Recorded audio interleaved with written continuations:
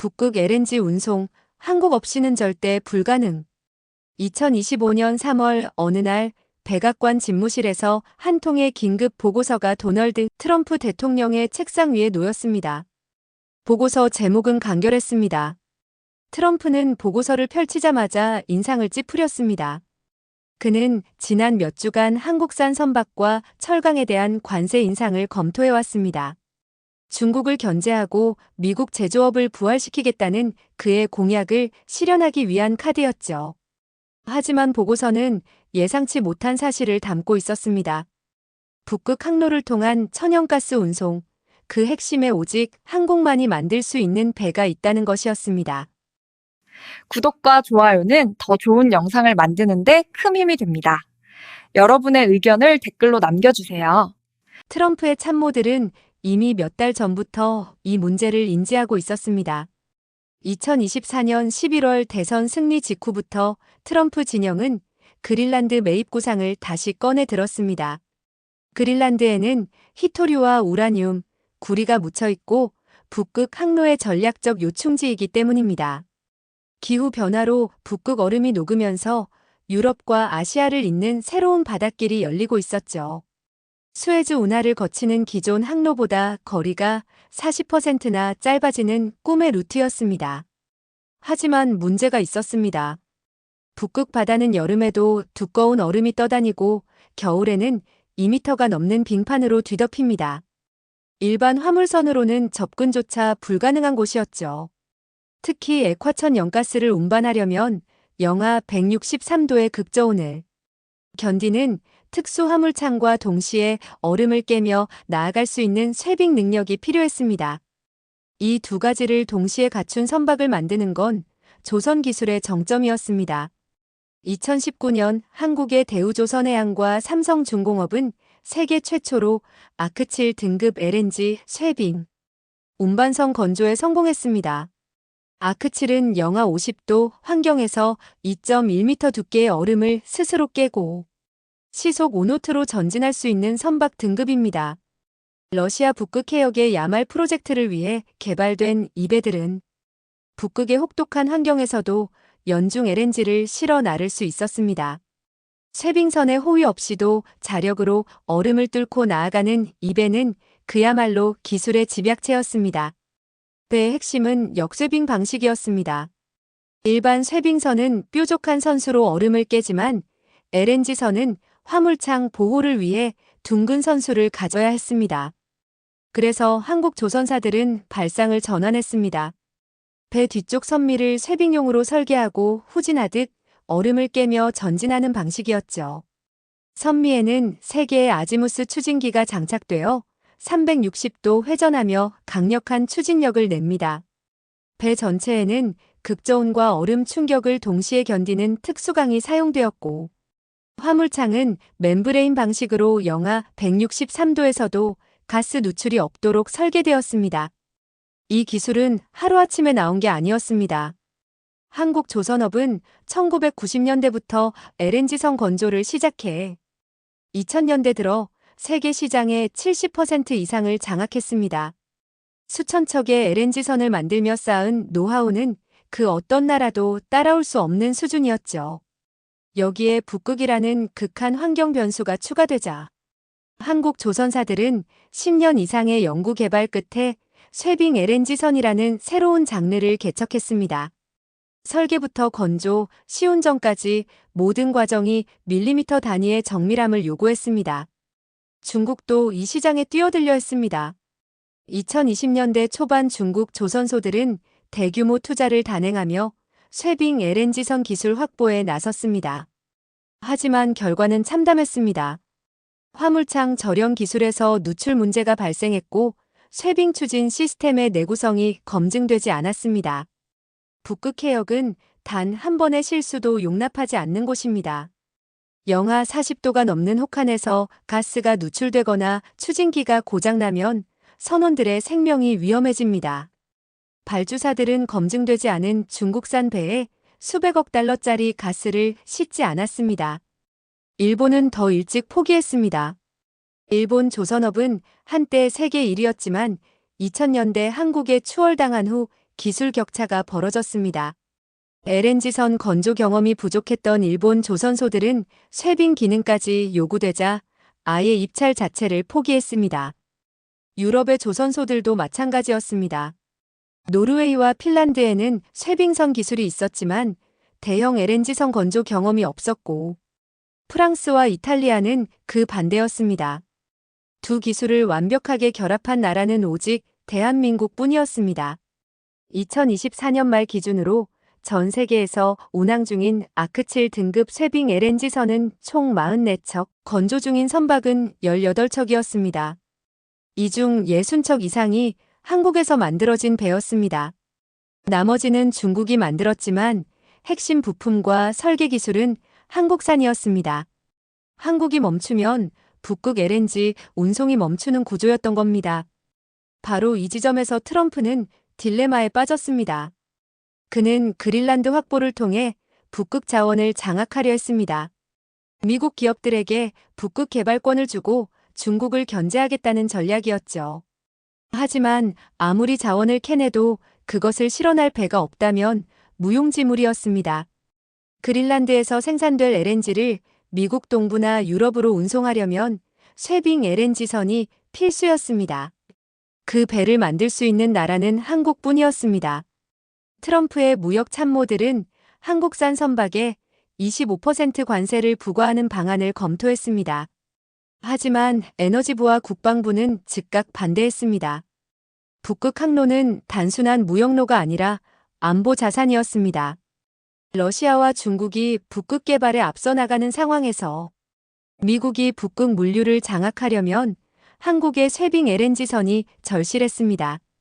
관세로 한국을 압박하다가 오히려 러시아나 중국 쪽으로 밀어내면 전략적 손실이 막대했습니다. 실제로 러시아는 이미 한국산 쇄빙 LNG선 15척을 운용 중이었습니다. 야말 반도와 캄차카 인근 가스전에서 생산되는 LNG를 아시아와 유럽으로 실어 나르는 이 배들은 러시아 에너지 수출의 생명줄이었습니다. 서방의 제재에도 불구하고 러시아가 에너지 수출을 유지할 수 있었던 비결 중 하나가 바로 한국산 쇄빙선이었습니다. 트럼프가 관세 카드를 꺼내 들자 러시아는 즉각 한국의 추가 발주 의사를 타진했습니다. 미국이 한국을 압박할수록 러시아와 한국의 협력이 강화되는 역설적 상황이 펼쳐진 겁니다. 캐나다의 마크 카니 총리도 이 상황을 예의주시하고 있었습니다. 캐나다 북극 해역에도 막대한 천연가스가 매장되어 있었지만 운송 인프라가 없어 개발이 지연되고 있었습니다. 카니 정부는 한국과 북극 개발 협력 논의를 진행 중이었고 한국산 쇄빙 LNG선 도입을 검토하고 있었습니다. 만약 트럼프가 한국에 강하게 나가면 캐나다가 한국과 손잡고 북극 에너지 동맹을 구축할 가능성도 있었습니다. 일본의 이시바 시게루 총리는 더 복잡한 심경이었습니다. 일본은 LNG 최대 수입국이면서도 쇄빙 LNG선 기술이 없었습니다. 북극 항로가 본격화되면 일본은 한국산 배에 의존할 수밖에 없었습니다. 이시바 정부는 한국과의 관계 개선을 모색하면서도 미국의 눈치를 봐야 하는 딜레마에 빠져 있었습니다. 트럼프가 한국을 압박하면 일본도 에너지 안보에 타격을 받는 구조였던 겁니다. 한국의 이재명 대통령은 이 모든 상황을 냉철하게 분석하고 있었습니다. 취임 초기부터 이재명 정부는 조선업을 국가전략산업으로 재지정하고 대규모 지원책을 쏟아부었습니다. 특히 친환경 선박과 극지 운항 선박 기술 개발에 집중 투자했습니다. 북극 항로가 미래 해운의 게임 체인저가 될 것을 내다본 선택이었죠. 이제 그 투자가 빛을 발하는 순간이 다가오고 있었습니다. 2025년 4월 초 경남 거제도 대우조선해양 조선소에는 특별한 손님이 찾아왔습니다. 미국 에너지부 차관 제임스 핸더슨이었습니다. 공식 일정표에는 한미 에너지 협력 간담회로 적혀 있었지만 실제 목적은 따로 있었습니다. 그는 트럼프 대통령의 특명을 받고 한국의 쇄빙 LNG선 기술을 직접 확인하러 온 것이었습니다. 조선소 부두에는 막 건조를 마친 아크7 등급 쇄빙 LNG선 한 척이 위용을 뽐내고 있었습니다. 길이 299m, 폭 50m의 거대한 선체는 마치 강철 요새 같았습니다. 핸더슨 차관은 배에 오르자마자 입을 다물지 못했습니다. 선미의 3개 아지무스 추진기는 각각 1만 5천 마력의 출력을 자랑했고, 선체 곳곳에는 영하 50도를 견디는 극한 내구성 강판이 사용되었습니다. 조선소 기술이사 김성호 상무가 설명을 시작했습니다. 차관님, 이 배의 핵심은 화물창입니다. 4개의 멤브레인 탱크에 총 17만 2천 세제곱미터의 LNG를 실을 수 있습니다. 영하 163도의 액화가스가 담겨 있는데 바깥은 영하 50도의 북극 한파입니다. 온도 차이가 100도가 넘죠. 이 극단적 환경에서 가스 누출 제로를 달성한 나라는 우리밖에 없습니다. 핸더슨은 고개를 끄덕였습니다. 그는 이미 브리핑을 통해 중국 조선소에서 만든 LNG선에서 미세 누출 사고가 여러 건 발생했다는 보고를 받은 상태였습니다. 북극 해역에서 가스 누출은 곧 재앙을 의미했습니다. 극저온 가스가 선체를 손상시키고 최악의 경우 폭발로 이어질 수 있었습니다. 김 상무는 계속 설명했습니다. 후진 쇄빙 방식도 우리만의 기술입니다. 선미로 2.1m 얼음을 깨며 시속 5노트로 전진합니다. 중국이 따라하려 했지만 추진기 내구성 문제를 해결하지 못했습니다. 얼음과 부딪히는 충격이 워낙 크거든요. 우리는 특수 합금 프로펠러와 진동 저감 시스템으로 이 문제를 완벽히 해결했습니다. 핸더슨 차관은 속으로 한숨을 쉬었습니다. 트럼프 대통령은 미국 조선소를 부활시켜 자체 생산하겠다는 의지를 불태우고 있었습니다. 하지만 현실은 냉혹했습니다. 미국의 마지막 대형 조선소는 2010년대에 문을 닫았고 LNG선은커녕 일반 화물선조차 만들지 못하는 상황이었습니다. 쇄빙 LNG선 같은 초고난도 선박을 미국에서 건조하려면 최소한 10년 이상의 시간과 수백억 달러의 투자가 필요했습니다. 그날 저녁 부산 해운대의 한 호텔 스위트룸에서 비공식 만찬이 열렸습니다. 핸더슨 차관과 한국산업통상자원부 장관, 그리고 조선업계 대표들이 참석했습니다.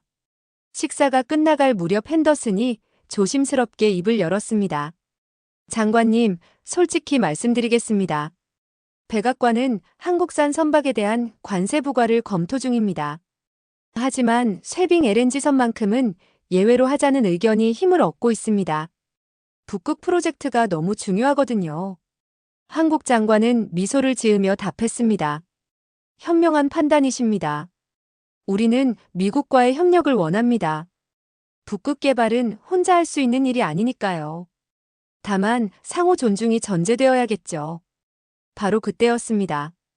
핸더슨의 휴대전화가 울렸습니다. 워싱턴에서 걸려온 긴급 전화였습니다. 그는 잠시 자리를 뜬 뒤 창백한 얼굴로 돌아왔습니다.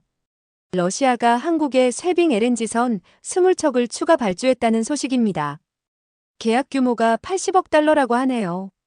실제로 그날 오후 모스크바에서는 러시아 국영가스 기업 노바텍과 한국 조선소 간의 대규모 계약 체결식이 열렸습니다.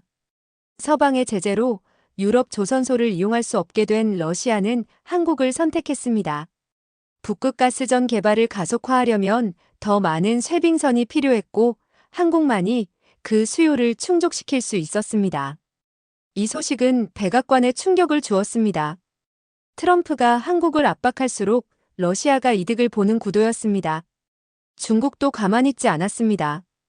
베이징 정부는 한국 조선소들에게 장기 협력 제안을 보냈습니다. 중국 북부 해안의 LNG 터미널 현대화 사업과 북극 항로 개척에 함께하자는 내용이었습니다. 한국은 갑자기 모든 강대국이 구애하는 위치에 서게 되었습니다.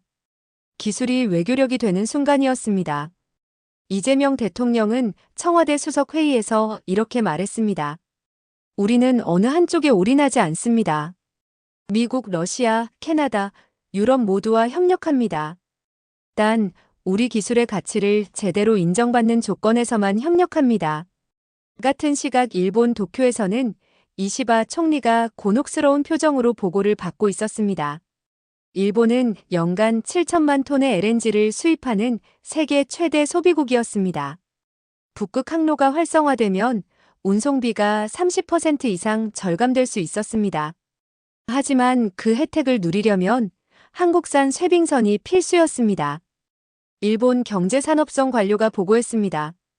총리님, 우리 조선업이 쇠빙 LNG선 기술을 확보하려면 최소 15년이 걸립니다. 그나마도 한국의 협력 없이는 불가능합니다. 차라리 한국과 전략적 파트너십을 맺는 게 현실적입니다. 이시바는 고민에 빠졌습니다. 한일 관계는 역사 문제로 늘 미묘했습니다. 하지만 에너지 안보는 국가 존립의 문제였습니다. 결국 그는 외무성에 지시했습니다.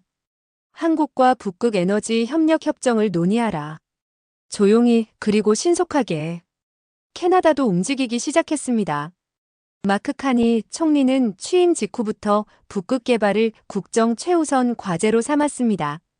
캐나다 북서 항로에는 엄청난 잠재력이 있었지만 인프라가 전무했습니다.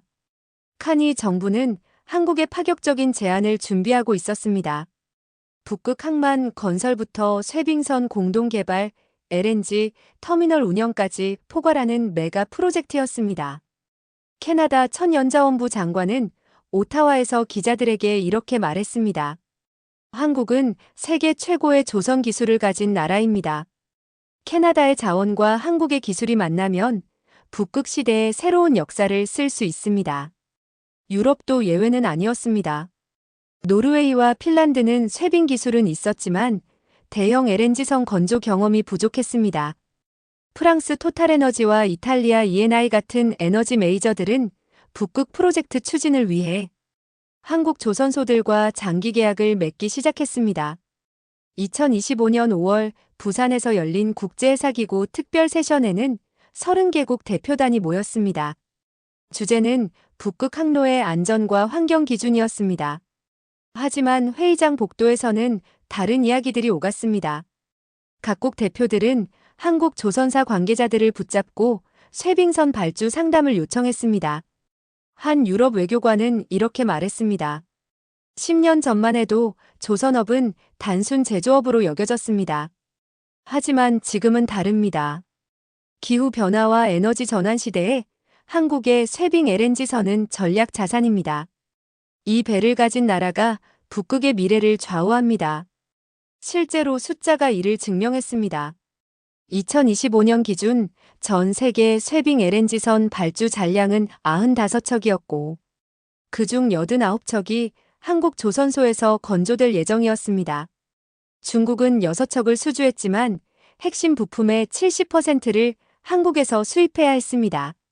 한국이 멈추면 전 세계 북극 물류가 마비되는 구조였습니다. 트럼프는 딜레마에 빠졌습니다. 관세로 압박하자니 동맹국들이 이탈할 우려가 있었고 손을 놓자니 중국 견제라는 대전략이 흔들렸습니다. 더 큰 문제는 미국 내부에서도 의견이 갈렸다는 점이었습니다. 에너지업계와 국방부는 한국과의 협력 강화를 원했고 무역 강경파는 관세 부과를 주장했습니다. 백악관 국가안보회의에서 한 참모가 보고했습니다. 대통령님, 한국의 쇠빙 LNG선 기술은 대체 불가능합니다. 이건 단순한 무역 품목이 아니라 전략 자산입니다. 우리가 압박하면 러시아와 중국이 웃습니다. 트럼프는 책상을 손으로 두드리며 생각에 잠겼습니다. 그는 평생 협상의 귀재로 살아왔습니다. 상대의 약점을 찾아 압박하고 유리한 조건을 끌어내는 것이 그의 방식이었습니다. 하지만 이번에는 달랐습니다. 한국은 약점이 아니라 강점을 가지고 있었고 그 강점은 대체할 방법이 없었습니다. 바로 그때 한국에서 또 다른 뉴스가 터졌습니다. 현대중공업이 세계 최초로 암모니아 추진 쇠빙 LNG선 개발에 성공했다는 소식이었습니다. 기존 LNG선은 중유나 LNG를 연료로 사용했지만 이 신형 선박은 탄소 배출이 전혀 없는 암모니아로 움직였습니다. 유럽연합이 2030년부터 시행할 탄소 배출 규제를 완벽하게 충족하는 차세대 기술이었습니다. 이 소식에 전 세계가 놀랐습니다. 한국은 쇠빙 LNG선 시장을 장악한 것도 모자라 차세대 친환경 선박까지 선점한 것이었습니다. 유럽 해운사들은 즉각 문의를 보냈고 일본 기업들은 기술 협력을 타진했습니다. 부산 조선소 앞바다에는 각국에서 발주한 쇠빙선들이 줄지어 건조되고 있었습니다. 러시아 국기를 달배, 노르웨이 선사배, 중국 발주 선박들이 거대한 크레인 아래에서 모습을 갖춰가고 있었습니다. 이 광경은 한국 조선업의 부활이자 기술 강국으로서의 위상을 보여주는 상징이었습니다. 2025년 6월 서울 종로구 청와대 지하 상황실에는 긴장감이 흘렀습니다. 워싱턴으로부터 긴급 통신이 들어왔습니다.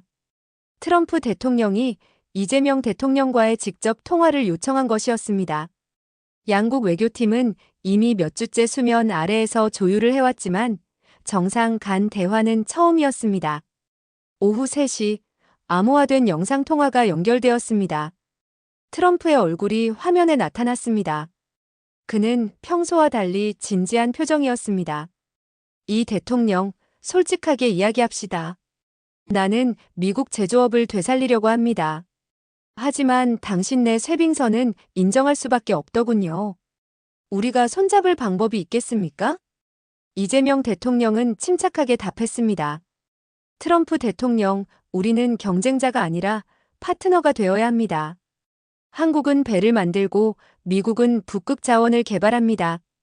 윈윈입니다. 트럼프가 몸을 앞으로 기울였습니다. 구체적으로 어떤 협력을 말하는 겁니까? 이재명은 준비된 자료를 넘기며 설명했습니다.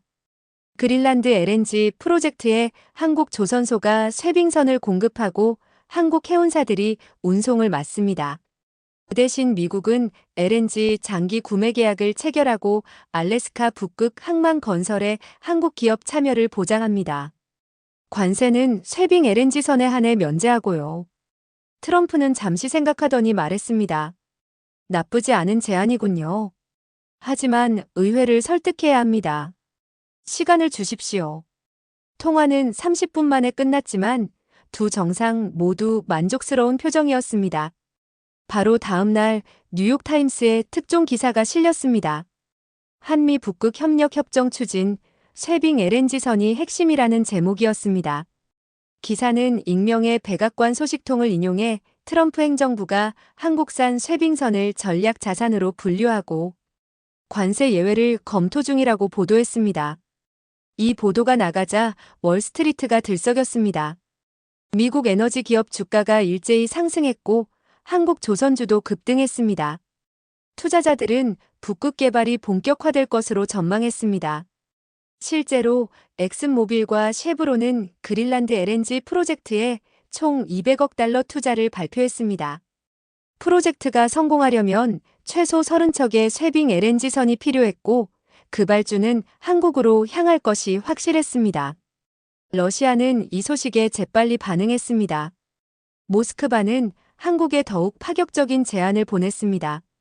북극 항로 공동 개발과 시베리아 가스전 지분 참여, 그리고 블라디보스토크 조선소 현대화 프로젝트 참여였습니다.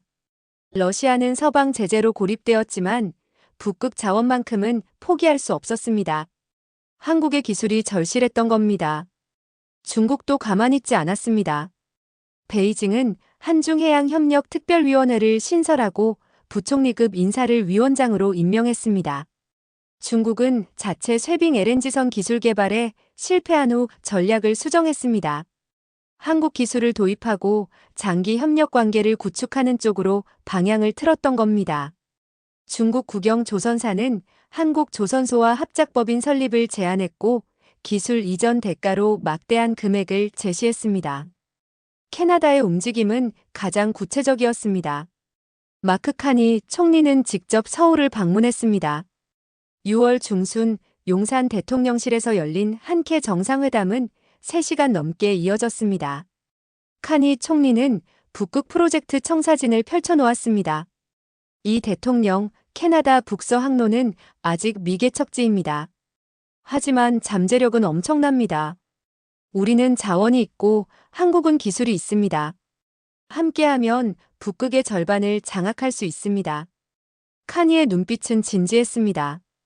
그는 세계적인 투자은행가 출신답게 숫자로 설득했습니다. 캐나다 북극 해역의 천연가스 매장량은 200조 세제곱피트입니다. 현재 가격으로 환산하면 2조 달러 규모죠. 문제는 운송입니다. 한국이 쇠빙선을 공급하고 캐나다가 항만과 생산시설을 짓습니다. 수익은 5대5로 나눕니다. 이재명 대통령은 고개를 끄덕였습니다. 좋은 제안입니다. 하지만 환경 문제는 어떻게 하시겠습니까? 북극은 지구의 마지막 보루입니다. 카니는 준비된 답변을 내놓았습니다. 그래서 한국 기술이 필요합니다. 귀국의 암모니아 추진 선박이라면 탄소 배출 제로입니다. 우리는 세계에서 가장 깨끗한 북극 프로젝트를 만들 겁니다. 두 정상은 악수를 나눴고 공동 성명이 발표되었습니다. 한캐 북극 파트너십이 공식 출범한 것이었습니다. 1단계로 향후 5년간 쇠빙 LNG선 15척을 건조하고 캐나다 북극 연안의 LNG 터미널 3곳을 건설하기로 했습니다. 총 사업비는 300억 달러였고 한국 기업들이 절반 이상을 맡기로 했습니다. 일본의 반응은 복잡했습니다.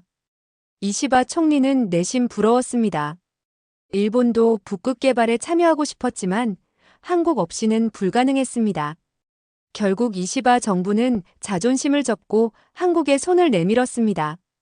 7월 초 도쿄에서 열린 한일 경제장관 회담에서 일본은 파격적인 제안을 했습니다. 일본 경제산업상이 말했습니다. 한국이 쇠빙 LNG선을 건조하면 일본이 LNG를 장기 구매하겠습니다. 연간 1천만 톤, 20년 계약입니다. 대신 우리 조선소들에게 기술 자문을 해주십시오. 우리도 이 시장에 진입하고 싶습니다. 한국 측은 신중하게 답했습니다.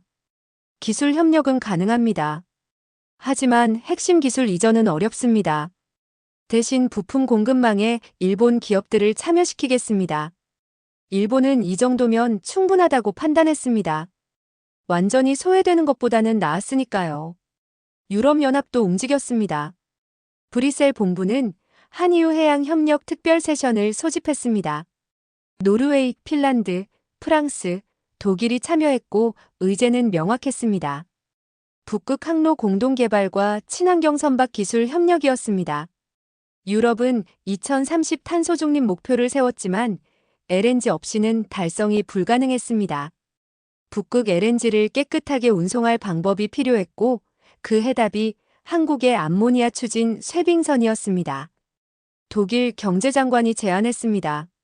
한국이 선박을 만들면 독일이 북해 LNG 터미널을 한국 선사에 개방하겠습니다. 프랑스와 네덜란드도 동참할 것입니다. 우리는 파트너가 되고 싶습니다. 한국은 갑자기 모든 대륙에서 러브콜을 받는 신세가 되었습니다. 불과 1년 전만 해도 한국 조선업은 중국의 추격에 시달리며 어려움을 겪었습니다. 하지만 쇠빙 LNG선이라는 단 하나의 기술로 판도가 완전히 바뀌었습니다. 부산 영도구 한 조선소 설계실에서는 밤낮 없이 불이 켜져 있었습니다. 30대 설계사 박준영 차장과 그의 팀은 차세대 쇠빙선 도면을 그리고 있었습니다. 그들은 10년 전 신입사원 시절부터 이 분야를 파고들었습니다. 당시만 해도 쇠빙 LNG선은 틈새 시장이었고 아무도 주목하지 않았습니다. 박 차장이 후배에게 말했습니다. 10년 전 우리가 이 설계를 시작했을 때 다들 미쳤다고 했어. 돈도 안 되는 북극배를 왜 만드냐고. 근데 봐. 지금은 전 세계가 우리한테 줄을 서잖아. 후배가 웃으며 답했습니다. 선배님 덕분에 제 인생이 바뀌었습니다. 그냥 평범한 조선소 직원에서 세계가 인정하는 기술자가 됐으니까요. 설계실 벽에는 각국에서 보내온 감사패와 인증서가 걸려 있었습니다. 러시아 노바텍, 캐나다 에너지부, 노르웨이 성급협회, 프랑스 토탈에너지. 이 모든 조직이 한국 기술자들의 손길을 거쳐갔습니다. 이제 한국은 선택의 기로에 섰습니다. 미국, 러시아, 중국, 캐나다, 유럽, 일본 모두가 손을 내밀고 있었습니다. 어느 한쪽에 올인할 수도 있었지만 이재명 정부는 다른 전략을 선택했습니다. 모두와 협력하되 누구에게도 종속되지 않는 길이었습니다. 청와대 안보실장이 보고했습니다. 대통령님, 지금 우리는 역사상 유례없는 기회를 맞이했습니다. 기술 하나로 세계 외교 지형을 바꾸고 있습니다. 조선업이 이렇게 중요한 전략 산업이 될 줄은 아무도 몰랐습니다. 이재명은 창밖을 바라보며 말했습니다. 우리 선조들이 거북선으로 나라를 지켰듯이 이제는 쇠빙선으로 미래를 만드는 겁니다. 기술이 곧 국력입니다. 서울 시내 한 대학교 조선공학과에는 입학 지원자가 폭주했습니다. 불과 몇 년 전만 해도 기피학과였던 조선공학과는 이제 최고 인기 학과가 되었습니다. 학생들은 자신이 미래 북극 시대를 열어갈 주역이 되고 싶어 했습니다. 한 신입생이 말했습니다. 저는 단순히 배를 만드는 게 아니라 세계를 연결하는 일을 하고 싶습니다. 한국 기술자로서 자부심을 느낍니다. 전 세계 언론들도 한국의 부상을 주목했습니다.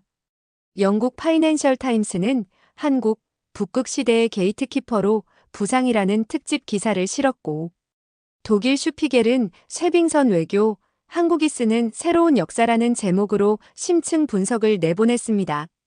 미국 CNN은 트럼프도 꺾을 수 없는 한국의 힘이라며 긴 다큐멘터리를 제작했습니다. 하지만 진짜 드라마는 이제부터 시작이었습니다.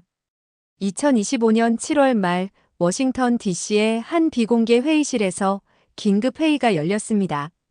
미국 국가안보회의 핵심 참모들과 에너지부, 국방부, 상무부 장관들이 모였습니다. 회의 주제는 명확했습니다. 한국의 쇠빙 LNG선 기술을 어떻게 활용할 것인가였습니다. CIA 국장이 보고를 시작했습니다. 대통령님, 현재 북극권에서 벌어지는 상황은 새로운 냉전입니다.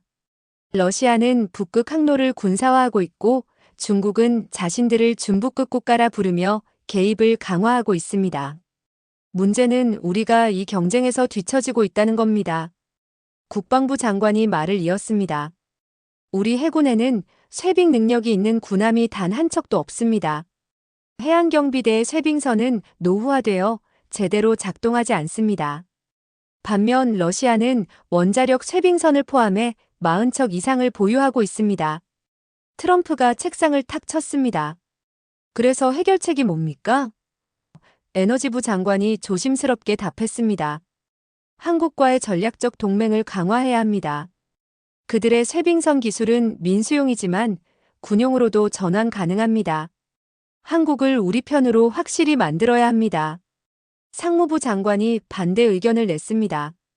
하지만 대통령님, 그러면 우리의 관세 정책과 모순됩니다.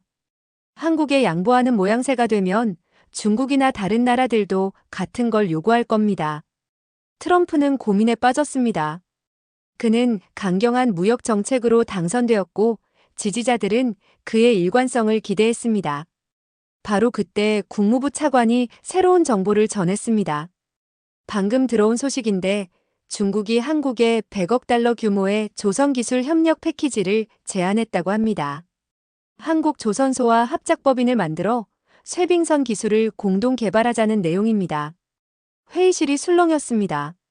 만약 한국이 중국과 손을 잡으면 미국의 북극 전략은 근본부터 흔들릴 수 있었습니다. 중국은 이미 러시아와 긴밀하게 협력하고 있었습니다. 여기에 한국의 기술까지 더해지면 북극권은 사실상 중러의 영향권이 될 위험이 있었습니다. 트럼프가 결단을 내렸습니다. 좋아. 한국과 포괄적 북극 동맹을 체결합니다. 쇠빙 LNG선은 관세 면제 대상으로 하고 대신 우리 북극 프로젝트에 우선권을 달라고 하십시오. 그리고 이걸 공개하지 마십시오. 조용히 진행합니다. 같은 시각 서울에서는 이재명 대통령이 수석비서관 회의를 주재하고 있었습니다. 외교안보수석이 보고했습니다. 대통령님, 미국이 움직이고 있습니다. 백악관 측에서 비공식 채널로 포괄적 협력 의사를 타진해왔습니다. 중국의 제안을 거절해달라는 요청도 함께 들어왔습니다. 이재명은 미소를 지었습니다. 예상대로군요. 하지만 우리는 조급하게 움직이지 않습니다. 미국, 중국, 러시아, 유럽 모두 우리를 필요로 하는 상황입니다. 우리가 균형자 역할을 해야 합니다. 경제수석이 추가 보고를 했습니다. 국내 조선소들의 수주 잔량이 사상 최대치를 경신했습니다. 2030년까지 일감이 꽉 찼습니다. 쇠빙 LNG선만 78척이고 일반 LNG선까지 합치면 200척이 넘습니다. 조선업 종사자가 20만 명을 돌파했고 관련 산업까지 합치면 50만 개의 일자리가 창출될 전망입니다. 실제로 한국 경제는 쇠빙선 특수로 활기를 띠고 있었습니다. 거제, 울산, 목포의 조선소들은 24시간 가동되었고 하청 업체들도 주문이 밀려들었습니다.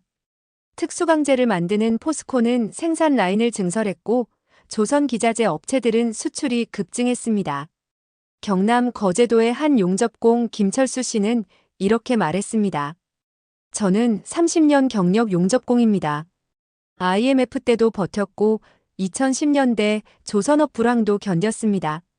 솔직히 이 일을 계속할 수 있을까 걱정했어요. 그런데 지금은 다릅니다. 우리 기술이 세계 최고라는 걸 증명했으니까요. 아들도 이 일을 배우고 싶다고 합니다.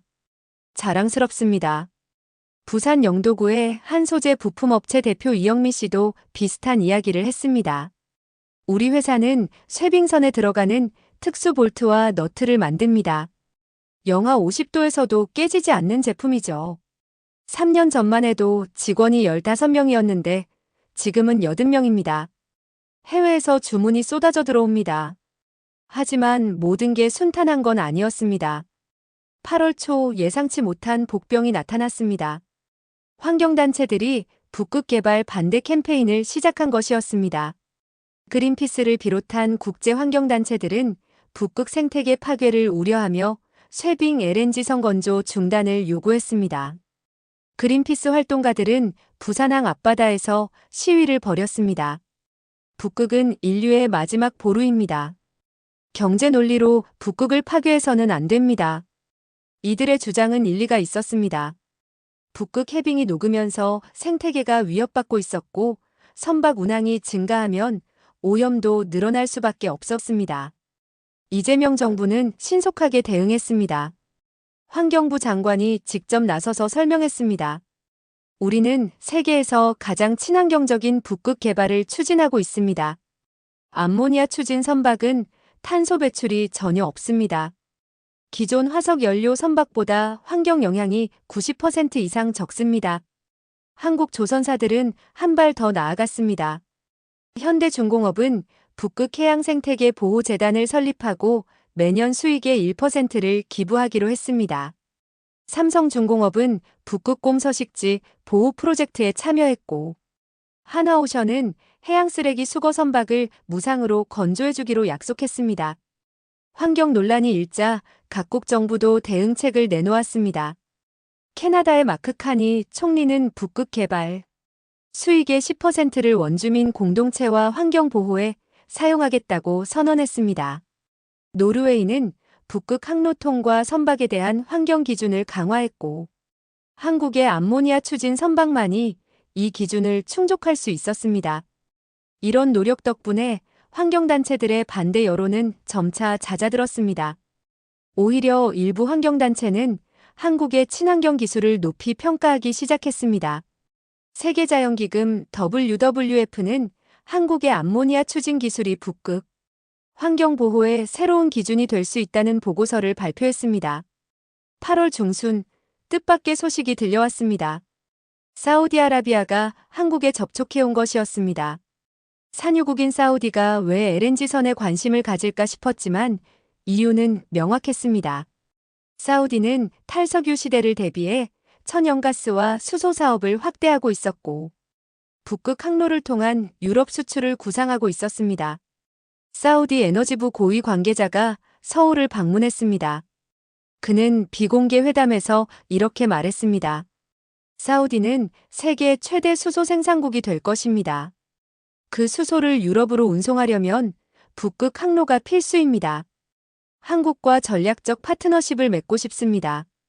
중동의 오일머니까지 북극으로 향하자 세계 금융계가 들썩였습니다. 골드만삭스는 북극 물류 시장이 2030년까지 연간 1조 달러 규모로 성장할 것이라는 보고서를 내놓았습니다.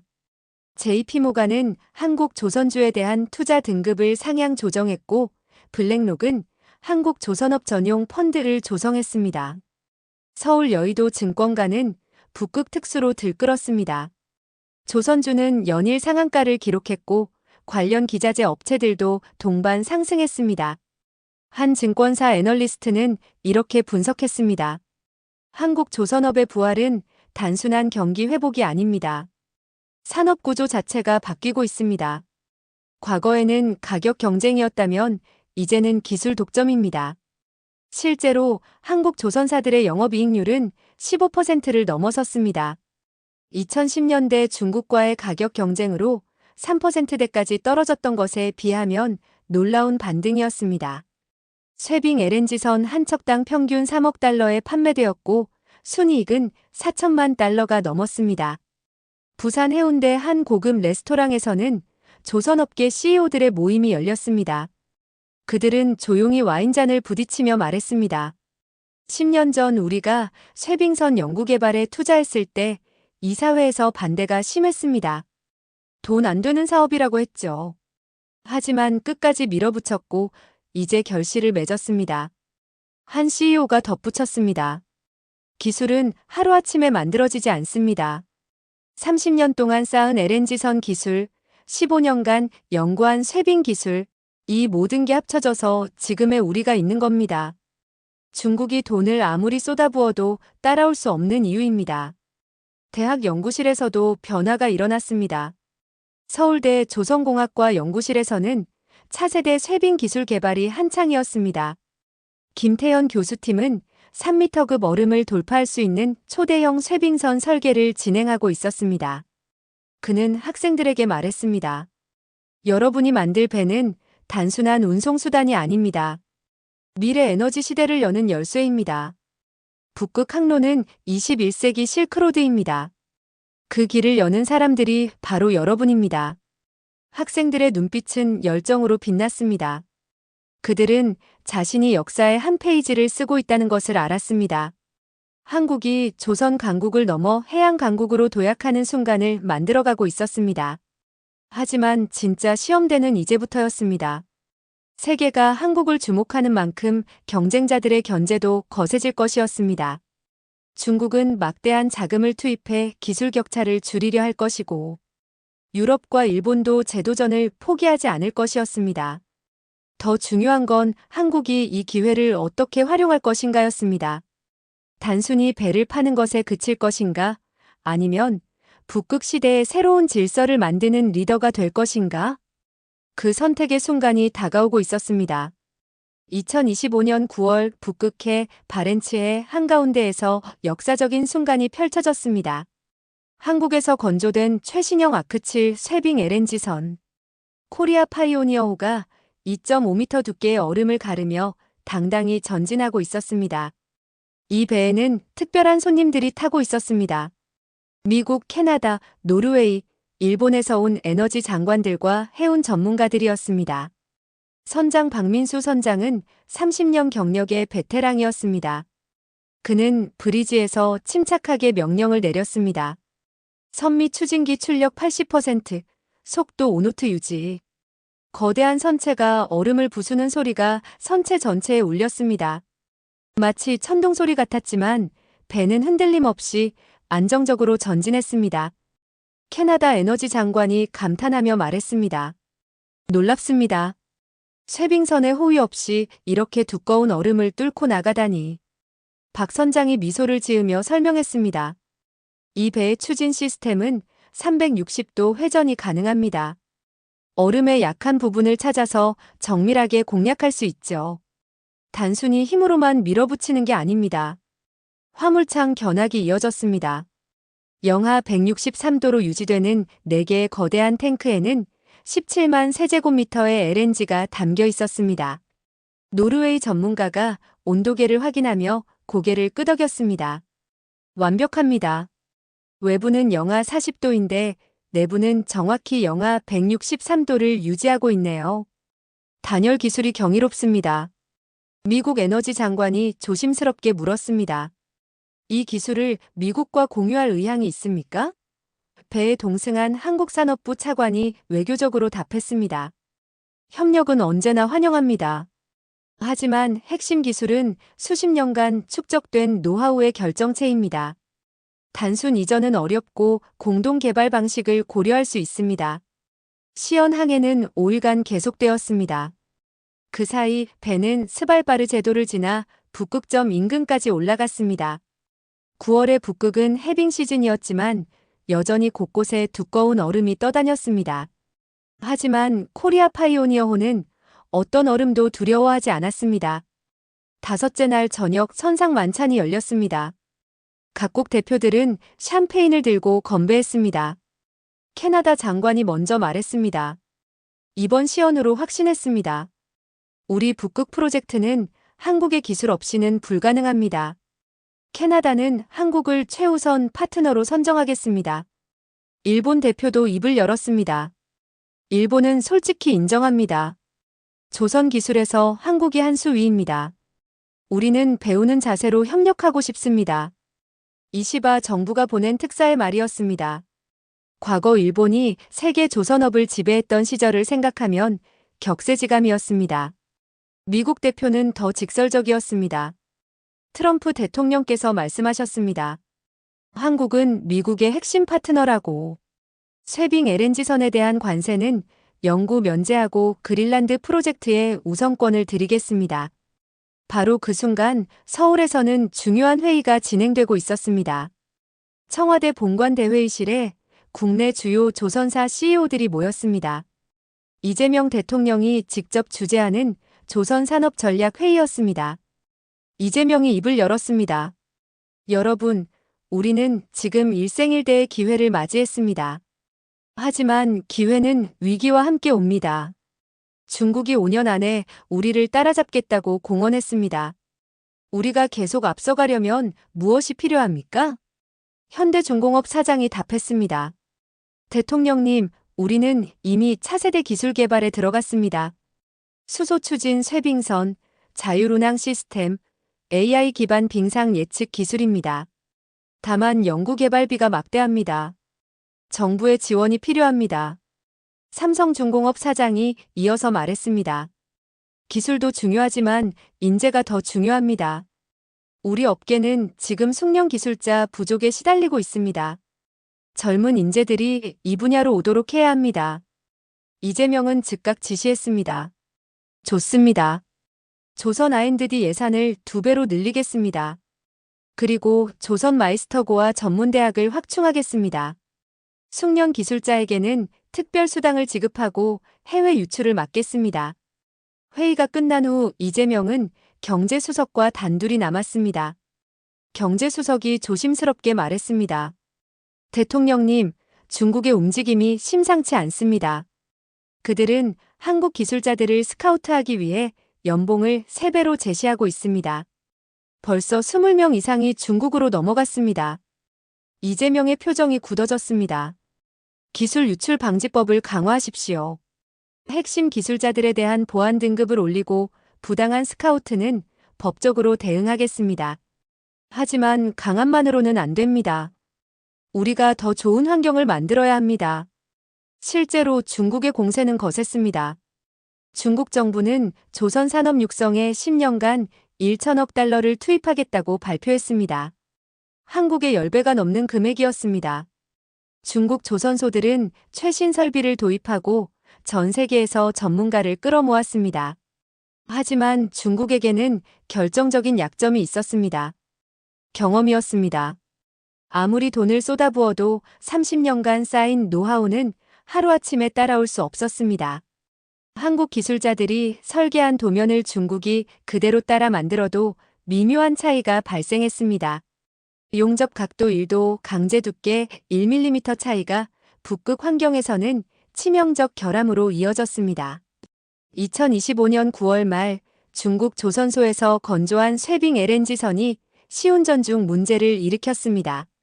영하 30도 환경에서 화물창 일부에서 미세균열이 발견된 것입니다. 다행히 가스 누출로 이어지지는 않았지만 발주사는 인수를 거부했습니다.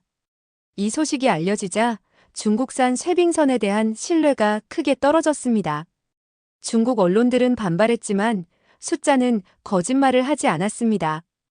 2025년 9월 기준으로 운항 중인 쇠빙 LNG선 중 사고 없이 정상 운항하는 비율은 한국산이 99.8%, 중국산이 87%였습니다. 북극 운항에서 신뢰성은 가격보다 중요했습니다.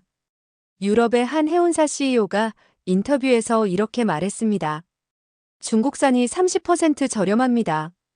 하지만 북극에서 사고가 나면 손실이 수억 달러입니다. 저는 비싼 돈을 주고라도 한국산을 선택합니다.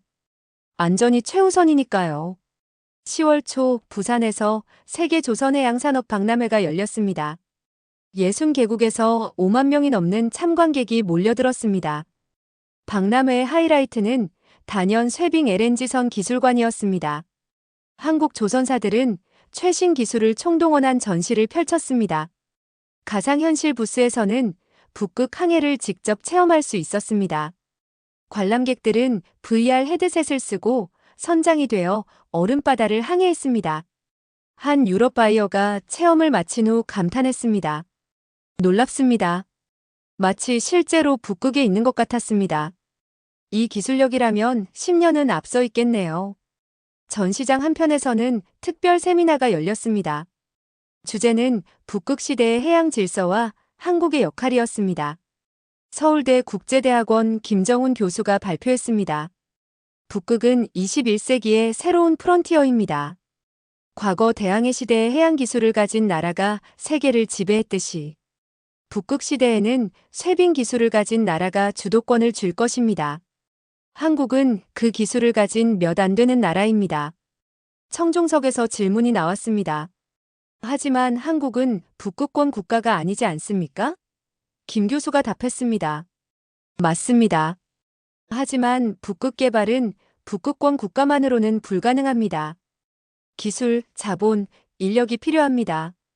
한국은 기술 강국으로서 북극 거버넌스의 핵심 파트너가 될 수 있습니다. 박람회 기간 중 한국 조선사들은 총 450억 달러어치의 신규 계약을 체결했습니다. 이 중 절반이 쇠빙 LNG선이었습니다. 전 세계가 한국 기술에 베팅하고 있었습니다. 울산의 한 조선소 야드에서는 밤늦게까지 불이 켜져 있었습니다. 40대 중반의 용접 기능장 최도한 씨가 마스크를 쓰고 작업에 몰두하고 있었습니다. 그가 용접하는 부분은 선체와 추진기를 연결하는 핵심 부위였습니다. 1mm의 오차도 허용되지 않는 초정밀 작업이었습니다. 최 씨는 20년 전 고졸 학력으로 조선소에 입사했습니다. 밑바닥부터 시작해 지금은 최고 등급 기능장이 되었습니다. 그의 손을 거친 배는 한 척도 하자가 없었습니다. 중국 업체가 5배 연봉을 제시하며 스카우트했지만 그는 거절했습니다. 저는 이 회사에서 기술을 배웠습니다. 여기서 장인이 되었고 여기서 은퇴할 겁니다. 돈보다 중요한 게 자부심입니다. 제가 만든 배가 북극을 누빈다고 생각하면 가슴이 벅찹니다. 최 씨 같은 장인들이 수천 명 있었습니다. 이들의 손끝에서 세계 최고의 배가 탄생했습니다. 중국이 아무리 돈을 쏟아부어도 이런 장인 정신은 살 수 없었습니다. 서울 강남의 한 초등학교에서는 특별 수업이 열렸습니다.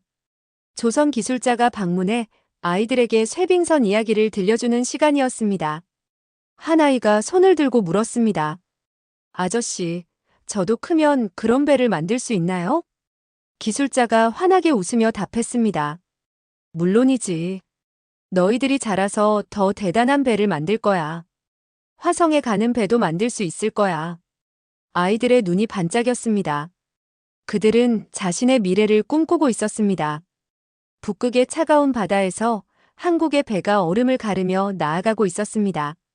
부산과 거제의 조선소에서는 새로운 배들이 만들어지고 있었습니다. 그리고 서울의 교실에서는 미래의 조선 기술자들이 꿈을 키우고 있었습니다. 이 모든 것이 하나로 연결되어 대한민국의 미래를 만들어가고 있었습니다. 2025년 10월 15일 백악관 이스트룸에는 긴장감이 감돌았습니다.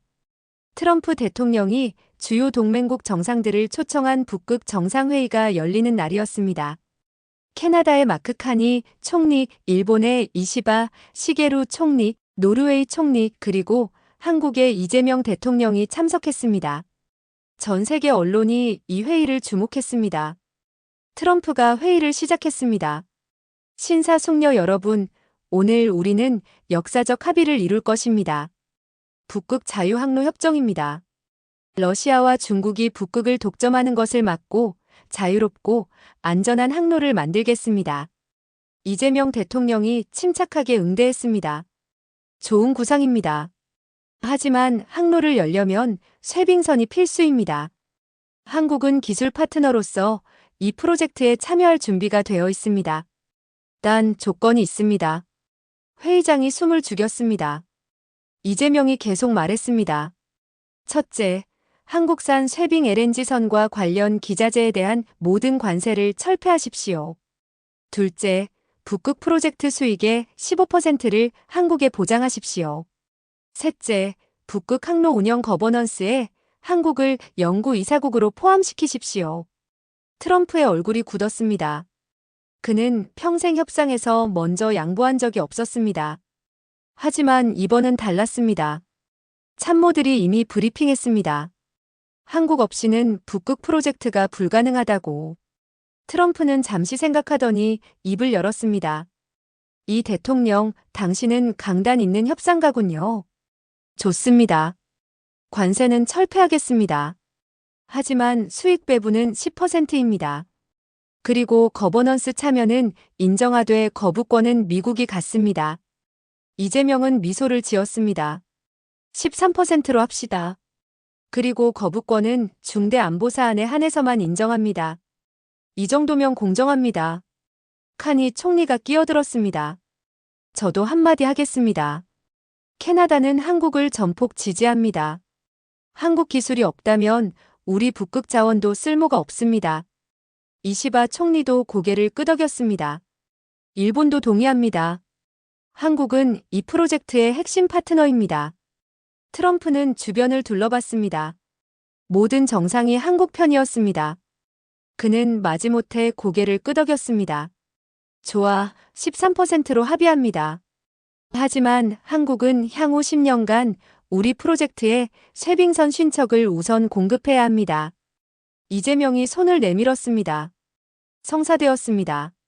두 정상이 악수했고 회의장에서 박수가 터져나왔습니다. 역사적인 순간이었습니다. 한국이 북극 시대의 주요 플레이어로 공식 인정받은 것이었습니다. 협정문이 서명되고 공동 기자회견이 열렸습니다. 트럼프가 마이크 앞에 섰습니다. 오늘 우리는 위대한 합의를 이뤘습니다. 한국의 놀라운 기술과 미국의 리더십이 만나 새로운 시대를 열었습니다. 나는 한국을 존중합니다. 전 세계 언론이 일제히 보도했습니다. CNN은 트럼프, 한국에 무릎 꿇다라는 자극적 제목을 뽑았지만 본질은 맞았습니다. 협상의 달인 트럼프가 한국의 요구를 대부분 수용한 것이었습니다. BBC는 기술이 외교력을 이긴 날이라고 분석했습니다. 한국 시간으로 저녁 9시 청와대 브리핑룸에서 특별 발표가 있었습니다. 대변인이 협정 내용을 설명했습니다. 대한민국은 북극 자유항로 협정의 창립 이사국이 되었습니다. 향후 30년간 예상되는 수익은 최소 2천억 달러입니다. 이는 국민 한 사람당 400만 원에 해당하는 금액입니다. 서울 광화문 광장에 모인 시민들이 환호했습니다. 대형 전광판으로 중계를 보던 시민들은 태극기를 흔들며 기뻐했습니다. 한 대학생이 외쳤습니다. 이게 진짜 국격 상승이지. 옆에 있던 60대 어르신도 눈시울을 붉혔습니다. 내가 살면서 이런 날을 보다니. 자랑스럽습니다. 부산 조선소에서는 야간 작업 중이던 노동자들이 뉴스를 듣고 환호성을 질렀습니다. 크레인 조종사 이승호 씨가 동료들과 포옹하며 말했습니다. 우리가 만든 배가 국가를 먹여 살리는구나. 이 일을 선택하길 정말 잘했어. 하지만 모두가 기뻐한 건 아니었습니다. 베이징의 반응은 차가웠습니다. 중국 외교부 대변인은 긴급 브리핑에서 이렇게 말했습니다.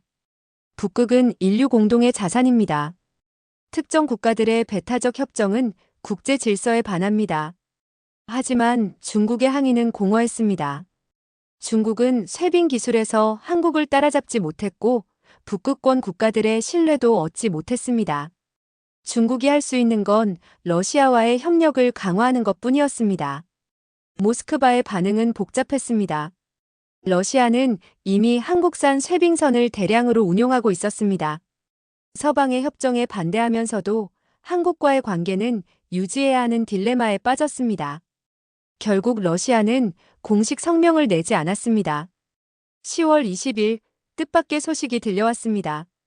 노벨 경제학상 후보에 한국 조선업의 구조 혁신이 거론된 것입니다.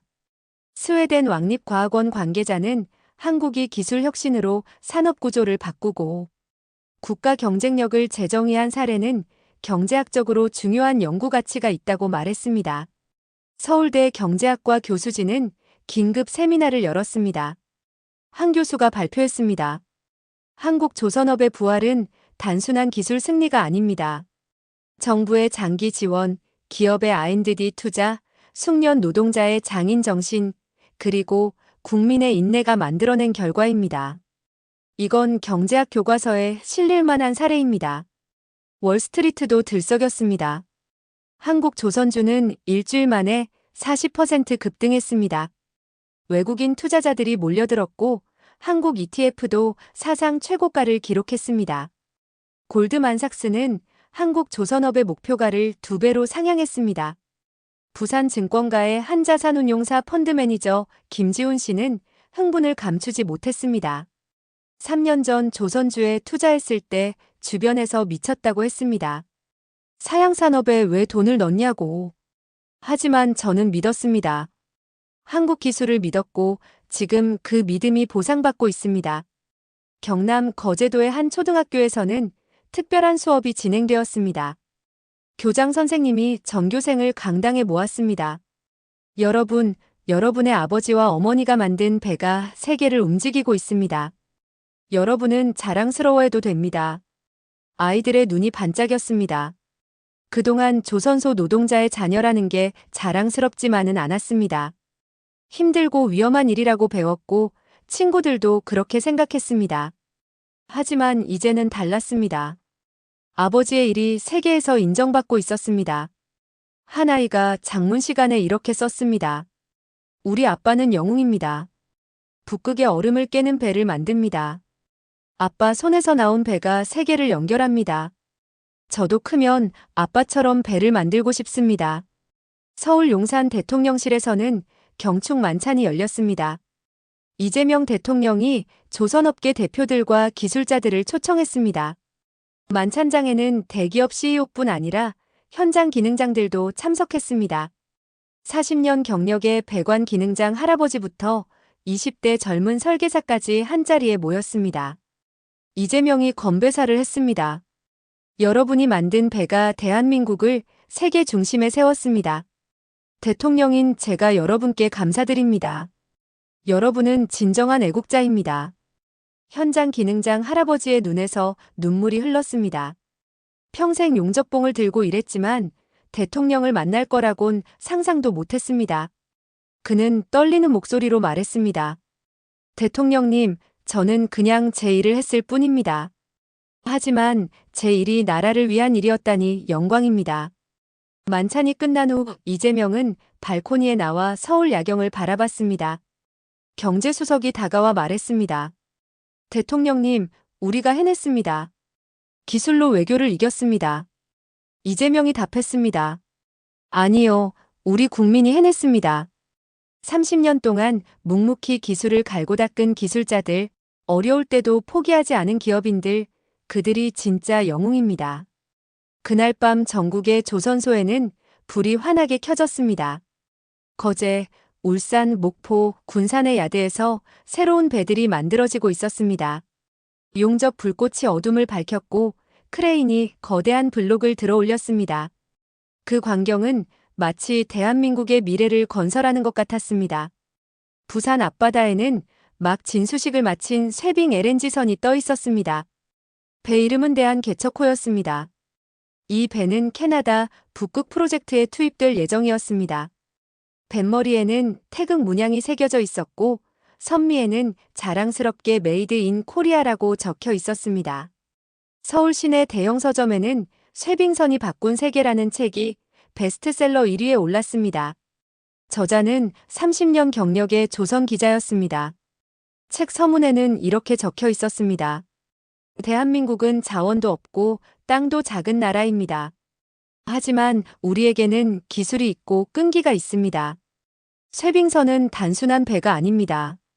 그것은 대한민국 국민의 땀과 눈물, 그리고 포기하지 않는 정신의 결정체입니다. 이 배들이 북극의 얼음을 깨듯이 우리는 불가능의 벽을 깨왔습니다. 한국의 쇠빙선은 이제 북극 바다 곳곳을 누비고 있었습니다. 영하 50도의 혹한도, 10m 높이의 파도도, 3m 두께의 얼음도 막을 수 없었습니다. 그 배들은 당당히 전진했고 세계는 그 뒤를 따랐습니다. 트럼프는 백악관 집무실에서 혼잣말을 했습니다. 한국, 정말 대단한 나라야. 내가 이길 수 없는 건 기술이 아니라 그들의 정신이었어. 그는 책상 위에 놓인 한국산 쇠빙선 모형을 바라보며 쓴웃음을 지었습니다.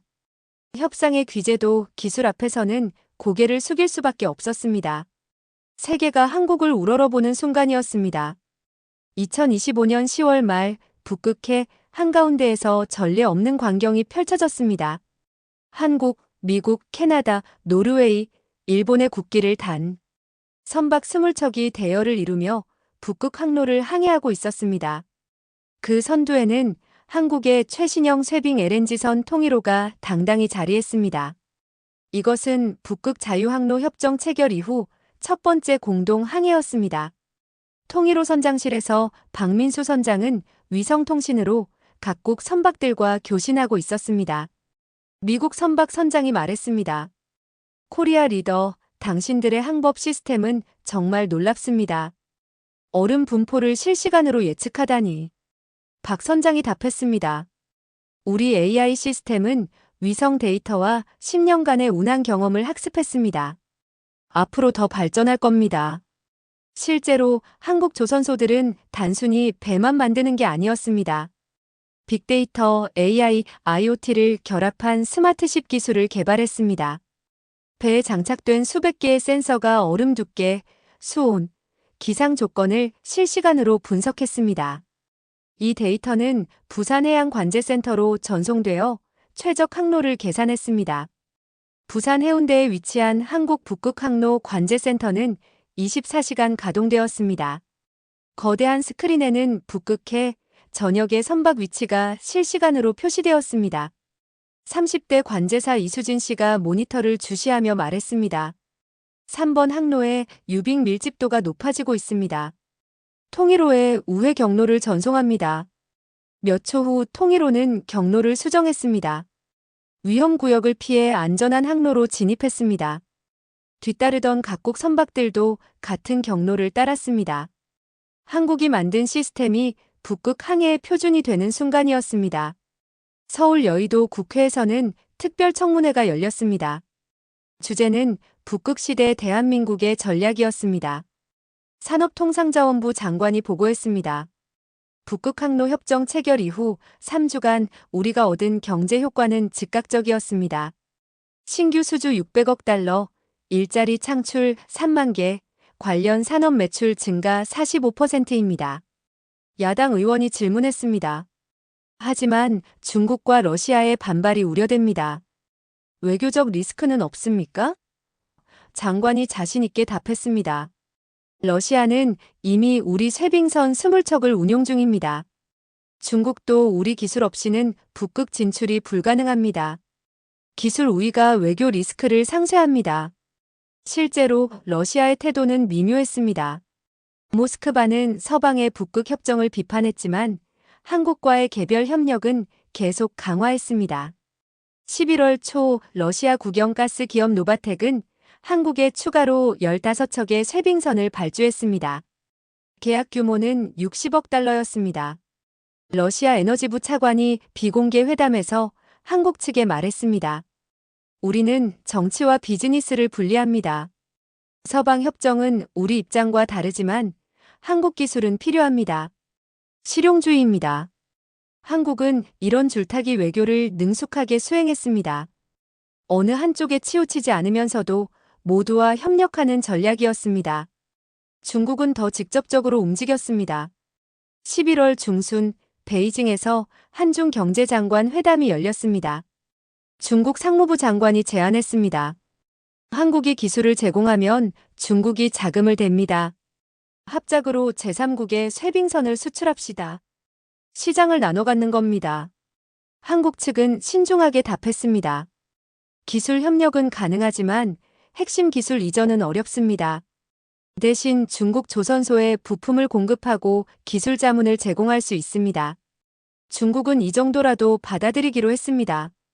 완전히 배제되는 것보다는 나았으니까요. 이런 외교적 성과의 이면에는 치밀한 전략이 있었습니다. 청와대 국가안보실에서는 매주 북극 전략회의가 열렸습니다. 안보실장이 보고했습니다. 대통령님, 우리는 지금 냉전시대 스위스나 스웨덴 같은 포지션을 취하고 있습니다. 중립적이면서도 필수 불가결한 존재 말입니다. 이재명 대통령이 고개를 끄덕였습니다. 정확합니다. 우리는 이념이 아니라 기술로 승부합니다. 미국과 동맹을 유지하면서도 러시아, 중국과 경제 협력을 이어갑니다. 이게 진짜 실용 외교입니다. 경제 효과는 예상을 뛰어넘었습니다. 한국은행이 발표한 10월 경제 지표는 놀라웠습니다. 수출이 전년 대비 28% 증가했고 그중 절반이 조선과 해양 부문이었습니다. 실업률은 2.1%로 떨어져 완전 고용 수준에 도달했습니다. 특히 조선업 밀집 지역인 경남과 전남의 경제가 폭발적으로 성장했습니다. 거제도의 한 부동산 중개업소 사장이 말했습니다. 3년 전만 해도 거제 아파트 값이 폭락했습니다. 조선소가 어려워지니까 사람들이 다 떠났죠. 그런데 지금은 아파트 구하기가 하늘의 별 따기입니다. 전국에서 사람들이 몰려옵니다. 울산의 한 식당 주인도 비슷한 이야기를 했습니다. 우리 식당은 조선소 노동자들이 주 고객입니다. 2년 전에는 하루 매출이 50만 원이었는데 지금은 300만 원입니다. 조선소가 살아나니 동네 전체가 살아났습니다. 하지만 성공에는 그림자도 있었습니다. 급격한 성장으로 부작용도 나타났습니다. 숙련 노동자 부족 현상이 심각해졌습니다. 조선소들은 서로 인력을 스카우트하려고 경쟁했고 임금이 급등했습니다. 일부 중소 조선소들은 인력난으로 어려움을 겪었습니다. 고용노동부 장관이 대책회의에서 보고했습니다. 조선업 인력이 5만 명 부족합니다. 특히 용접, 배관, 도장 분야 기능 인력이 절실합니다. 단기간에 양성하기 어려운 직종들입니다. 정부는 긴급 대책을 내놓았습니다. 폴리텍 대학에 조선 특성화 과정을 신설하고 군 제대자에게 조선 기능 교육을 제공했습니다. 외국인 숙련공 도입도 검토했지만 기술 유출 우려로 신중하게 접근했습니다. 현장에서는 자체적으로 해법을 찾았습니다. 대우조선해양은 사내 기능대학을 설립해 젊은 인력을 직접 양성하기 시작했습니다. 삼성중공업은 퇴직 기능장들을 교육 전문가로 재고용했습니다. 60대 베테랑들이 20대 청년들에게 기술을 전수하는 세대 간 협력이 이루어졌습니다. 거제 조선소의 70세 원로 기능장 김영식 씨가 젊은 제자들에게 말했습니다. 기술은 머리로만 배우는 게 아니야. 손끝으로 느껴야 해. 용접봉이 철판과 만나는 순간의 온도, 소리, 불꽃 색깔. 이 모든 게 메시지를 보내. 그걸 읽을 수 있어야 진짜 기능인이지. 젊은 제자들은 선배의 말 한마디 한마디를 새겼습니다. 이들은 단순히 일자리를 얻은 게 아니라 자부심을 얻었습니다. 자신이 만드는 배가 세계를 움직인다는 사실이 그들을 변화시켰습니다. 서울 강남의 한 유명 학원가에도 변화가 일어났습니다. 의대 로스쿨만 외치던 분위기가 바뀌었습니다. 조선공학과, 기계공학과, 해양공학과 입시 설명회에 학부모들이 몰려들었습니다. 한 학부모가 말했습니다. 제 아들이 배 만드는 일을 하고 싶다고 합니다. 3년 전이었다면 말렸을 겁니다. 하지만 지금은 응원합니다. 세계가 인정하는 기술자가 되는 것도 훌륭한 길이니까요. 대학들도 변화했습니다. 서울대 조선해양공학과의 경쟁률은 10대 1을 넘어섰습니다. 불과 5년 전만 해도 미달 사태를 겪었던 학과였습니다. 부산대, 인하대, 목포해양대 같은 조선 특성화 대학들도 우수 인재가 몰려들었습니다. 한국과학기술원 카이스트는 북극해양기술연구센터를 신설했습니다. 연구센터장 교수가 기자회견에서 말했습니다. 우리는 차세대 기술 개발에 집중합니다. 4m급 얼음을 돌파하는 초대형 쇄빙선, 완전 자율 운항 시스템, 수소암모니아, 하이브리드 추진 기술. 10년 후에도 한국이 선두를 유지하도록 하겠습니다. 민간 기업들도 투자를 확대했습니다. 삼성전자는 선박용 반도체 개발에 뛰어들었습니다. LG에너지솔루션은 극한 환경용 배터리를 개발했습니다. 현대자동차는 선박용 수소연료 전지 시스템을 선보였습니다. 한국의 주요 기업들이 해양산업으로 모여들었습니다. 재계 원로가 경제포럼에서 말했습니다. 반도체가 20세기 후반 한국을 먹여 살렸다면 조선이 21세기 전반을 이끌 것입니다. 그리고 그 다음은 우주산업일 겁니다. 기술 강국의 길을 계속 가야 합니다. 10월 마지막 날 부산항 국제여객터미널에서 특별한 행사가 열렸습니다. 북극항로 1호 상업 운항 기념식이었습니다. 노르웨이에서 출발한 LNG 운반선이 북극항로를 거쳐 부산에 도착한 것을 축하하는 자리였습니다. 기존 수에즈 항로보다 15일이 단축된 항해였습니다. 이재명 대통령이 참석해 치사를 했습니다. 오늘 이 배가 북극을 지나 부산에 도착했습니다. 이것은 단순한 항해가 아닙니다. 새로운 시대의 시작입니다. 대한민국이 만든 기술이 세계 물류의 판을 바꾸고 있습니다. 축하 인파 속에서 한 조선소 노동자가 아들의 손을 잡고 말했습니다. 아들아, 저기 보이는 배를 봐. 저건 내 아빠가 만든 거야. 아빠가 용접한 부분이 저 배의 심장이지. 자랑스럽지? 아이가 고개를 끄덕이며 아버지를 올려다봤습니다. 그 눈빛에는 존경이 가득했습니다. 하늘에서는 취재 헬기들이 이 광경을 촬영했습니다. 전 세계로 생중계되는 화면 속에서 태극기가 펄럭였습니다. 부산항의 크레인들, 정박한 거대한 선박들, 환호하는 시민들. 이 모든 것이 대한민국의 저력을 보여주었습니다. CNN 앵커가 중계하며 말했습니다. 믿기 어렵지만 이것이 현실입니다. 인구 5천만의 작은 나라가 북극 시대를 주도하고 있습니다. 한국은 증명했습니다. 자원이 아니라 기술이 21세기를 지배한다는 것을. 그날 밤 서울 하늘에는 불꽃놀이가 펼쳐졌습니다. 한강 둔치에 모인 수십만 시민이 환호했습니다. 누군가가 외쳤습니다. 대의 한민국. 그 외침이 서울 전체에 울려 퍼졌습니다. 이것은 단순한 애국심이 아니었습니다. 자신들이 이뤄낸 성취에 대한 자부심이었습니다. 북극의 차가운 바다에서, 부산의 따뜻한 항구에서, 거제의 조선소에서, 서울의 연구실에서 대한민국은 새로운 역사를 쓰고 있었습니다. 그리고 세계는 그 뒤를 따르고 있었습니다. 2025년 10월의 마지막 주말, 경남 거제도 옥포만에는 특별한 손님이 찾아왔습니다. 전 세계 50개국에서 온 해양산업 관계자 5천여 명이었습니다. 거제 세계조선 엑스포가 개막한 것입니다. 이 행사는 단순한 산업 박람회가 아니었습니다. 대한민국이 해양 강국으로 우뚝 선 것을 세계에 선포하는 자리였습니다. 개막식장에 입장한 이재명 대통령은 만감이 교차했습니다. 불과 10년 전만 해도 한국 조선업은 중국의 추격에 무너질 위기였습니다. 조선소들이 줄줄이 파산하고 수만 명이 일자리를 잃었습니다. 하지만 포기하지 않았습니다. 정부와 기업, 노동자가 하나 되어 기술 개발에 매진했고 마침내 세계 유일의 쇄빙 LNG선 강국이 되었습니다. 이재명이 연단에 섰습니다. 존경하는 내외 귀빈 여러분, 오늘 우리가 서 있는 이곳은 단순한 조선소가 아닙니다. 이곳은 불가능을 가능으로 만든 기적의 현장입니다. 30년 전 한국은 배 한 척 제대로 만들지 못하는 나라였습니다. 하지만 오늘 우리는 북극의 얼음을 깨는 세계 유일의 배를 만듭니다. 그의 목소리가 높아졌습니다. 이것은 기술의 승리입니다. 하지만 그 이상입니다. 이것은 포기하지 않는 정신의 승리입니다.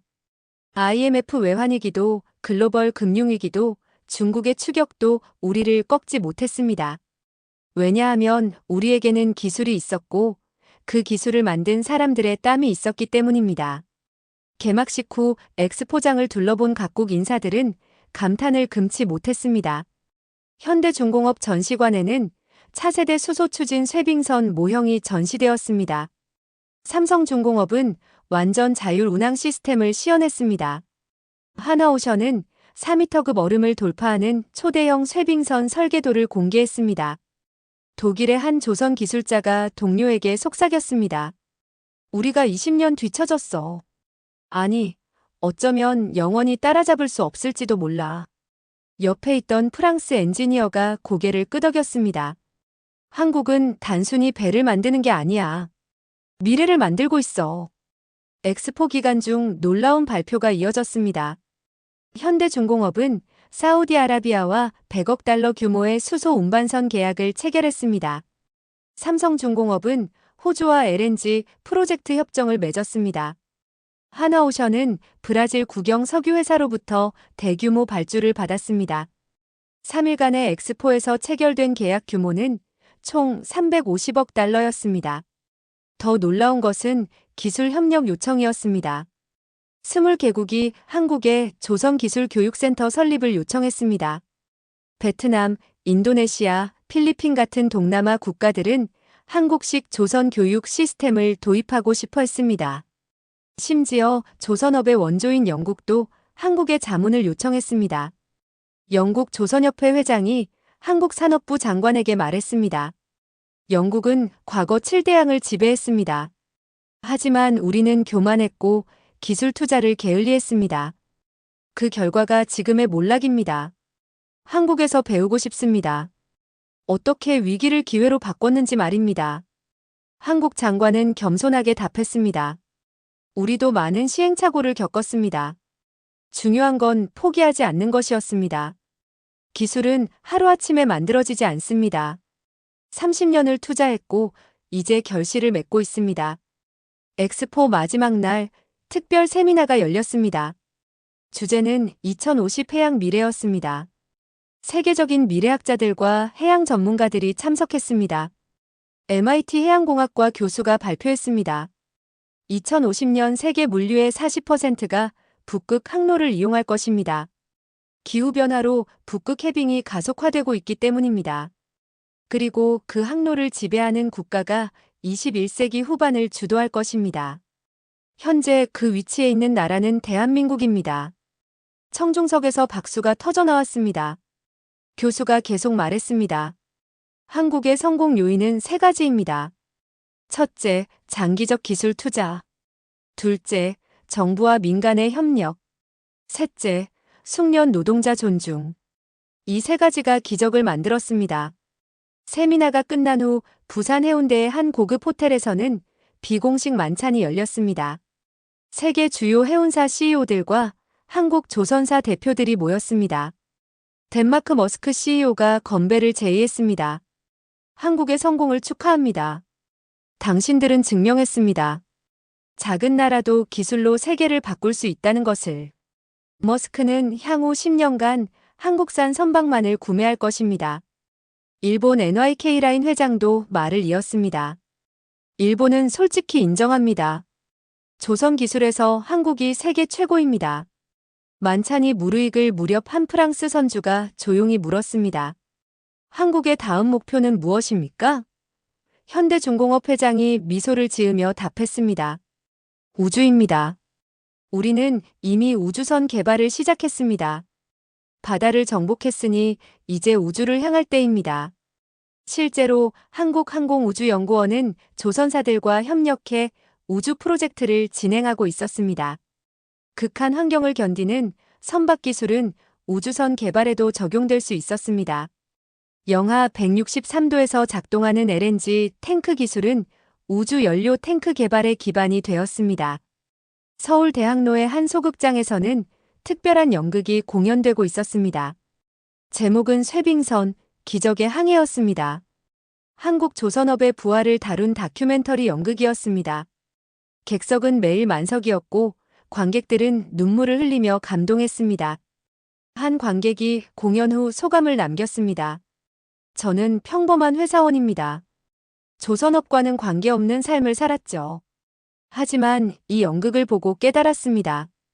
저 쇠빙선 하나하나에 수천 명의 땀과 눈물이 담겨 있다는 것을. 대한민국 국민으로 자랑스럽습니다.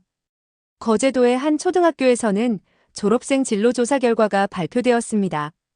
장래 희망 1위가 조선기술자였습니다. 불과 5년 전만 해도 아이들은 유튜버, 프로게이머를 꿈꿨습니다. 하지만 이제는 달랐습니다. 아버지가 만든 배가 세계를 움직이는 것을 본 아이들은 그 일을 계승하고 싶어 했습니다. 한 6학년 학생이 장문에 이렇게 썼습니다. 저는 할아버지, 아버지에 이어 3대째 조선소에서 일하고 싶습니다. 우리 가족은 70년 동안 배를 만들어 왔습니다. 할아버지는 나무배를, 아버지는 철배를, 저는 우주선을 만들고 싶습니다. 부산 영도구 복례산 전망대에는 매일 수백 명의 관광객이 찾아왔습니다. 이곳에서 내려다 보이는 조선소 전경은 이제 관광 명소가 되었습니다. 거대한 크레인들, 건조 중인 배들, 24시간 켜진 불빛. 이 모든 것이 대한민국의 저력을 보여주었습니다.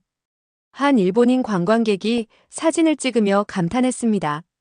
30년 전 나는 나가사키 조선소에서 일했습니다. 그때 우리가 세계 최고라고 자부했죠. 하지만 우리는 안주했고 한국은 도전했습니다. 결과가 지금입니다. 부럽지만 인정합니다. 10월의 마지막 밤 전국의 조선소에는 여전히 불이 켜져 있었습니다. 거제, 울산, 목포, 군산. 대한민국 해안선을 따라 늘어선 조선소들은 쉬지 않고 움직였습니다. 용접 불꽃이 어둠을 밝히고 크레인이 강철 블록을 들어 올렸습니다. 40년 경력의 한 용접공이 젊은 후배에게 말했습니다. 내가 처음 이 일을 시작했을 때 사람들은 막노동이라고 무시했어. 하지만 나는 믿었어. 내 손으로 만든 배가 세상을 바꿀 거라고. 그리고 그 믿음이 현실이 됐어. 너도 자부심을 가져. 우리는 세계 최고야. 서울 청와대 집무실에서 이재명 대통령은 창밖을 바라보고 있었습니다. 비서실장이 다가와 말했습니다. 대통령님, CNN이 올해의 인물 후보에 대통령님을 포함시켰습니다. 기술 외교로 세계 질서를 바꾼 리더라는 평가입니다. 이재명은 고개를 저었습니다. 아닙니다.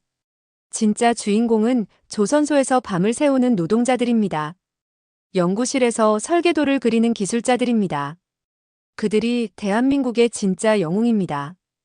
북극해 한가운데를 항해하던 한국 쇠빙선 선장이 승무원들에게 말했습니다. 여러분, 지금 우리 아래에는 3m 두께의 얼음이 있습니다. 하지만 우리는 두렵지 않습니다. 왜냐하면 이 배는 대한민국의 기술로 만들어졌기 때문입니다. 자신감을 가지십시오. 우리는 세계 최고의 배를 타고 있습니다. 2025년 10월이 저물어갔습니다. 한 달 전만 해도 트럼프의 관세 위협에 불안해했던 대한민국은 이제 북극 시대의 주역으로 우뚝 섰습니다. 쇠빙 LNG선이라는 단 하나의 기술이 모든 것을 바꿨습니다. 기술이 외교력이 되고 외교력이 국격이 되고 국격이 자부심이 되었습니다. 부산항에 정박한 거대한 쇠빙선 선미에는 당당히 적혀 있었습니다. 메이드 인 코리아. 그 세 단어는 더 이상 단순한 원산지 표시가 아니었습니다. 그것은 품질의 보증이었고 신뢰의 상징이었고 자부심의 근거였습니다. 세계는 이제 알았습니다. 대한민국은 작지만 강한 나라라는 것을. 자원은 없지만 기술이 있다는 것을. 그리고 그 기술을 만드는 사람들의 땀과 열정이 기적을 만든다는 것을. 북극의 얼음도 트럼프의 관세도 중국의 추격도 대한민국을 막을 수 없었습니다. 왜냐하면 대한민국에는 포기하지 않는 정신이 있었기 때문입니다. 그리고 그 정신이 오늘도 조선소에서, 연구실에서, 북극 바다 한가운데에서 살아 숨쉬고 있었습니다. 이것이 대한민국의 힘이었습니다. 이것이 우리가 자랑스러워해야 할 이유였습니다. 여러분, 이 영상이 도움이 되셨다면 구독과 좋아요 부탁드립니다. 대한민국의 위대한 이야기를 계속 전하겠습니다. 알림 설정까지 해두시면 새로운 영상을 가장 먼저 받아보실 수 있습니다. 댓글로 여러분의 생각도 들려주세요. 다음에도 더 감동적인 이야기로 찾아뵙겠습니다. 시청해주셔서 감사합니다.